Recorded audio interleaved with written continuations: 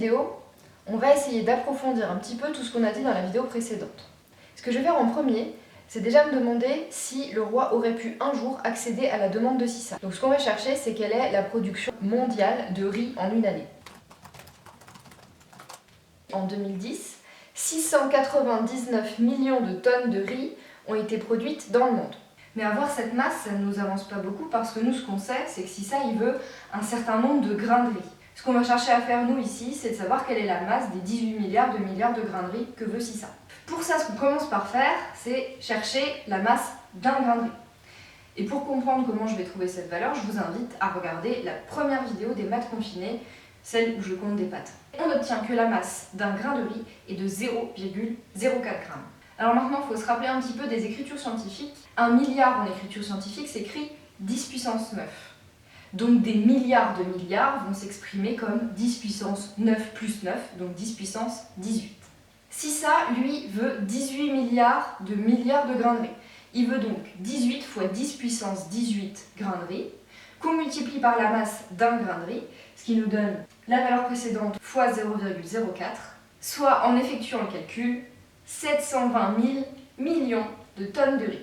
On voit donc que ce que veut Cissa est supérieur à la production mondiale de riz. On va donc diviser ce que veut Cissa par la production mondiale de riz pour savoir combien d'années il faudrait pour que le roi paye Cissa. Voilà le résultat, il faudrait donc plus de 1000 ans de production mondiale de riz pour pouvoir accéder à la demande de Cissa. Cette somme,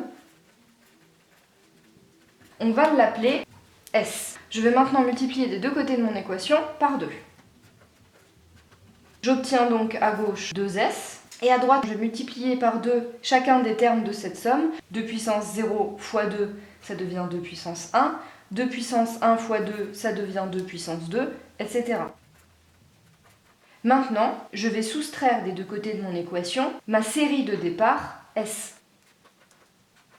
Sur la gauche, c'est facile, 2S moins S, on retrouve S. En revanche, sur la droite, on va détailler un petit peu ce qui se passe. On a donc 2 puissance 1, plus 2 puissance 2, plus 2 puissance 3, moins la série de départ. Le 2 puissance 1 ici va donc s'annuler avec le 2 puissance 1 là. De même pour le 2 puissance 2. Ça va être pareil pour le 2 puissance 3 qui est ici dans mes petits points, etc. Jusqu'au 2 puissance 63 avec le 2 puissance 63 qui est juste avant le 2 puissance 64. Finalement, ce qui va me rester de cette somme, c'est ça. Et on a dit dans la précédente vidéo que 2 à la puissance 0 était égal à 1. Pour calculer les 18 milliards de grains de riz, on pouvait simplement taper sur notre ordinateur 2 puissance 64 moins 1. Si ce que je viens de faire vous intéresse, je vous invite à vous renseigner sur les séries et les suites géométriques, surtout pour les lycéens. Et maintenant, une petite question que je vous pose, qui croise un petit peu les vidéos qu'on vient de faire et l'actualité. Supposons qu'une personne malade en contamine 3 autres par jour si elle peut sortir de chez elle. Et partons du principe qu'il y a 70 millions d'habitants en France. Combien de jours faudrait-il pour que toute la population française soit contaminée et avec quelle formule est-ce que vous avez trouvé le résultat ?